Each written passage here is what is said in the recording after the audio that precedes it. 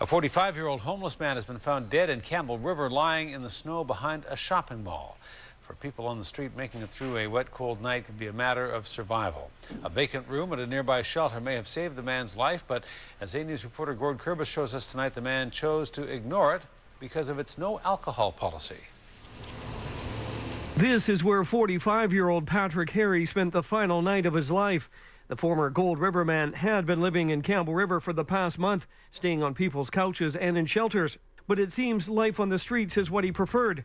Wednesday morning at 9:10, a passerby noticed him lying on the ground. The circumstances surrounding his location and, how he was dressed, that type of thing, things are leaning towards he was outside, was asleep, and died of exposure. The night Harry died, an extreme weather protocol was in effect. Space was available at several shelters Campbell River makes available, but the majority insist those staying there must be alcohol-free. Harry's sister says that wouldn't have been possible. It was easier to stay drunk than to deal with his issues, and for a lot of people it's easier to stay under the influence of drugs or alcohol. Phyllis Jack says her brother struggled with alcoholism, even losing custody of his children because of it, but she still remembers his positive side. He was funny, he was always telling jokes and stuff. He was a father, a brother, he was a good guy. It was the alcohol, that took over. Which is sad.